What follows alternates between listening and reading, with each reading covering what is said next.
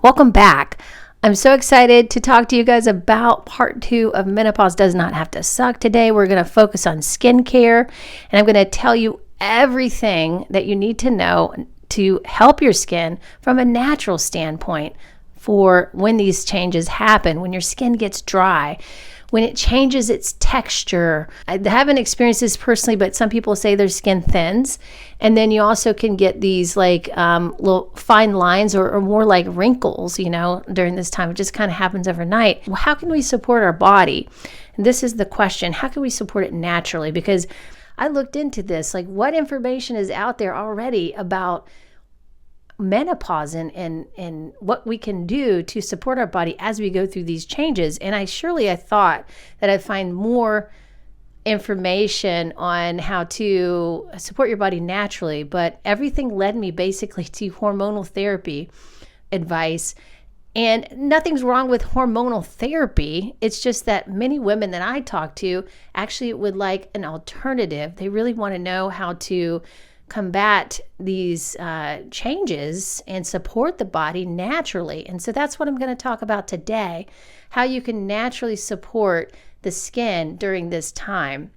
So there are 3 components to this. Number 1, we have collagen. We're going to talk about collagen today. Number 2 is elastin. We're going to talk about elastin as well, what that is, how you can support the elastin in the skin. And the third thing is melanin. We want to talk about melanin, how we can support the production of melanin in the body too, because that all of these things really diminish as we switch over to different hormones. And mainly that's because we are not absorbing the nutrients the same way as we did before. And so that means we have to put more nutrients back in the body so it can utilize it. Because when your body goes through a stressful time, whether it's a hormonal change, whether it's a stressful event in your life, it doesn't matter. Your body's going to use more nutrients. So you got to remember, you got to put those nutrients back in. So that's what I'm going to help you with today. So the first one is collagen. What is collagen? Collagen is a protein that provides structure, strength, and support throughout the body. It's a key building block for connective tissues, skin, hair, muscles, and tendons and ligaments. It makes up 75% of your skin's support structure, helping to keep it from sagging and giving it a plump, youthful appearance. So that's why collagen is so important, right? So it makes up the structure of the connective tissue. It's a protein in itself, so we can only get that from collagen, right? So we need to eat foods that have collagen in them, like bone broth is a really great example. Animal protein is going to have that, and that's the only way you can really access something like collagen. There's also lots of collagen supplements in powder form that you can get, but ultimately it comes from an animal source, so you will have to be willing to eat that if you're going to put collagen back in your diet. And this has been really helpful. I've actually had a few vegetarian clients that have recommended collagen before, and they actually started implementing it into their diet, and they saw huge changes with their hair, skin, and nails when they started doing this. So I highly recommend that. It's just a nutrient that you might not be getting through your diet. So consider that. And so it's going to really help with the connective tissue too. So your ligaments, your tendons, and your fascia. So your fascia really makes up the structure. It pulls everything in your body together, your organs, your bones, your muscles. It just pulls it all together. If you didn't have fascia, nothing would be holding you up, really. You would just be a ball of mush. So it provides what we call tensegrity, which is really that structure which can move within the body. That fascia does, and collagen is a big part of that. So that's the first component. Make sure you're adding collagen into your diet. Number 2, elastin. Elastin is a stretchy protein that resembles a rubber band, and it stretches out and can shrink back. So you can see how that can be really important for the structure of your skin, because when we lose elastin, the ability to shrink back into place like we had when we were younger is not as good. So there's things that you can do to actually help that. So the function of it, again, is to allow tissues in your body to stretch and shrink back. So remember that. But it's going to be between the fascia and the skin is where the elastin is going to be. Your elastin provides stretch, recoil, and elasticity to the skin. So the difference between elastin and collagen gives the skin strength and resilience, and elastin allows the skin to be flexible while also returning to its original shape. So they work together. How do you increase your elastin buoyancy? Because it's the ability to bounce back, right? To shrink back. You can use a really great tool that I love to use, these acupuncture silicone cups. So I have 3 different sizes. This is usually for my back. I use it on my back. This is smaller areas like the shoulder. So this is really small. So this would be around the ankles. You could even use this on the face too. Actually, this is perfect for the face to just kind of smooth it out. And we have something called skin rolling. If you've ever been to the massage therapist before, they may take your skin and just lift it up and just pinch it. And this is really, we're really just trying to separate the skin here from the fascia, right? So that it moves smoothly over it and it's not stuck, it's not bound. And if you can see, this is much tighter where more of my muscle is right here in my arm. And it's a place that I could actually use the acupuncture cup on, because that would be a great spot. And I'm going to use that to demonstrate today. So this is basically what the cupping does. It basically does what you do in skin rolling. It's that technique, but it's a little bit more gentle. It's not quite, it doesn't hurt as bad when you're doing it, because you're not really pinching the skin. You're just lifting the skin. You're suctioning the skin up a little bit and creating more blood flow between the skin and the fascia. So I'm going to show you how to use this. You can take some kind of cream, like anti-inflammatory cream. This is arnica and magnesium. I love this stuff so much. You can use coconut oil as well. That works just as good. And you're just going to rub a little bit on your arm, and then I'm going to show you. And you want to do that so that the suction stays. If you want to move that cup around on the skin, over the skin, because that can actually be a great technique to increase blood flow over more than one little area. So it looks like this. You're just going to squeeze. You're going to place it. Oh, first of all, we want to put the stuff on the arm or wherever you're going to be suctioning this, and then you're going to squeeze. You're going to place the cup on the skin. Make sure it's a large enough surface area for something like that size, the size that you have. You're going to squeeze it, and then you're going to let it go. And you can see how the skin pulls up like a little dome.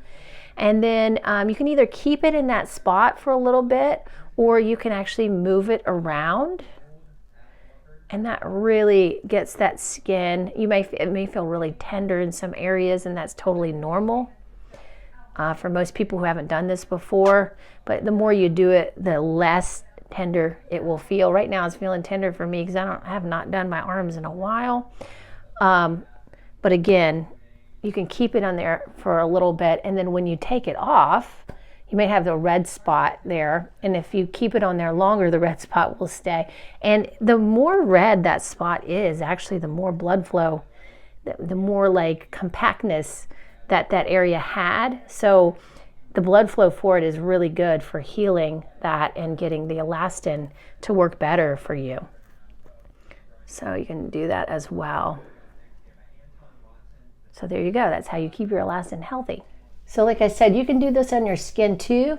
You know, you want to rub coconut oil or something like that on the skin first so it slides easily over the skin.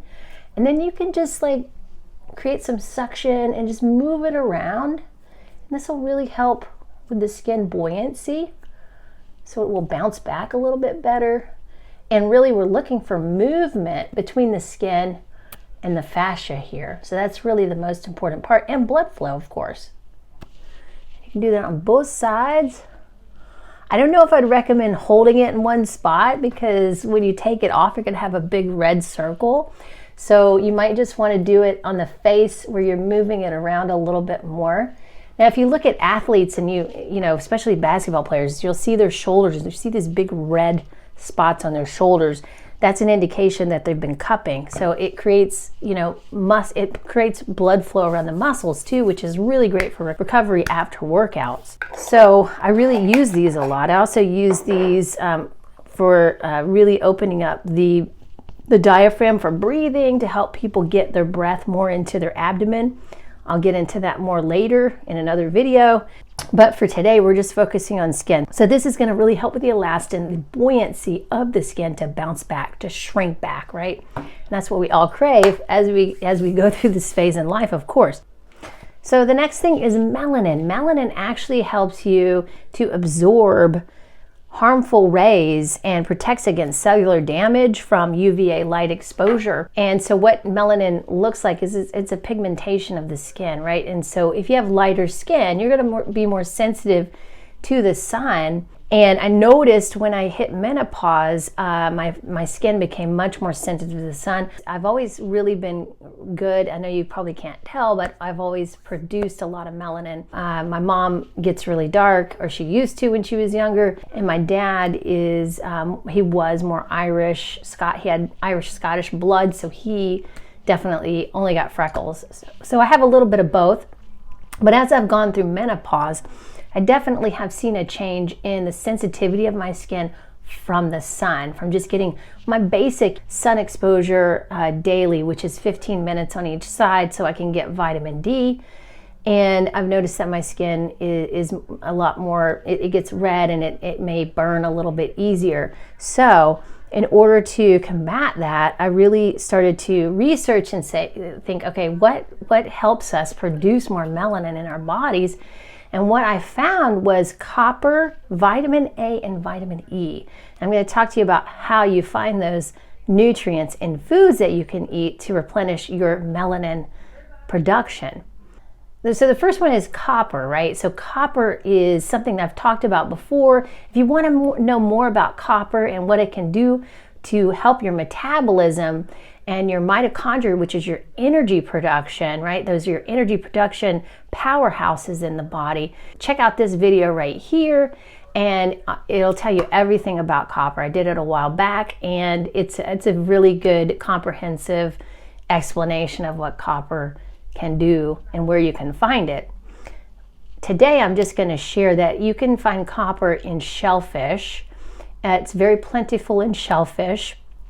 And it actually makes sense because if you think about tropical environments, that's where people need more melanin production because they need more protection against the sun. So naturally, when we're in tropical environments, we're going to get darker in the skin tone. And so people in those areas will eat more shellfish because number one, it's more available there because they're most likely near the ocean. And number two, they just know there's just a natural wisdom around that shellfish is really good for the metabolism. And so anything that's good for the metabolism is going to be really good for your skin because your skin is also part of your detoxification system. And so if your skin's working properly, that means that your detoxification system's working properly, and that means your metabolism is actually working properly. So we want to realize that it's all connected, right? It's a connected, symbiotic thing, your body. It's pretty miraculous. That's why I love to talk about this. So you can find melanin in shellfish. You can find vitamin A in liver. You can eat liver pate, which I really love. I do that about once a week. Or I take liver supplements, which you can find anywhere. Just make sure that they're from a grass-fed source. So vitamin A you can find in liver. You can find that in oysters. You can find that in dairy. You can find that in all of those things. So make sure you're putting that into your diet to replenish your melanin production as well. We also want to get vitamin E in the diet too. The best source of that is lanolin from coconut oil. Coconut oil can be a good source of vitamin E as well. You can just rub coconut oil on your skin and it will absorb the nutrients in the coconut oil, which is the best way to do it, especially if you're getting sun. Use the coconut oil as a little bit of a sunscreen. It's a natural sunscreen that can help the skin that way too.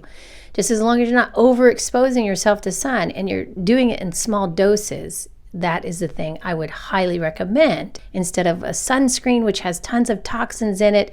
And it's been proven by this point that sunscreens are really bad for your body, both your detoxification system and your skin. So I would go with something more natural like coconut oil. It is a natural sunscreen and it has been used for forever to protect the skin and actually replenish it with nutrients.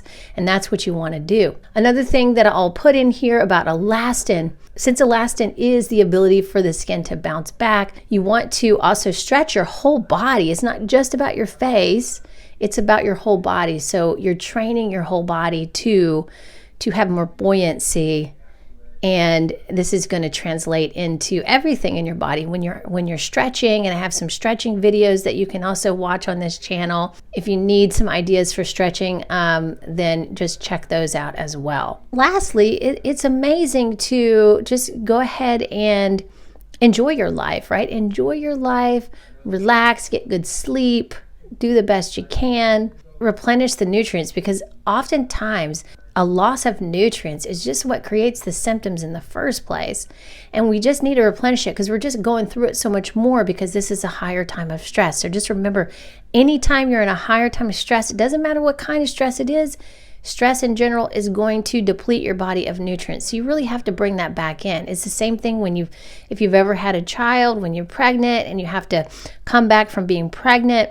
It's a big stress on the body. The body needs to be replenished, renourished. So just think of this time as a time of nourishing yourself and do your best to just really enjoy it and embrace the changes that you're going through instead of trying to go back to something you once were in your youth. Embrace how your body is changing, embrace how everything is changing, and really learn to love it.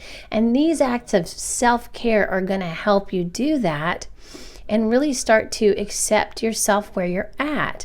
And then once you can accept yourself where you're at, then you can support yourself where you're at. You can pick up a copy of my book. There's a lot of body stuff in there to support you in your needs in this time of need during hormonal changes as well. So check that out if you want to dive deeper into some of this stuff. Thank you so much for being here. I really appreciate you. Thanks for commenting on the last video. If you have any other questions, feel free to comment below.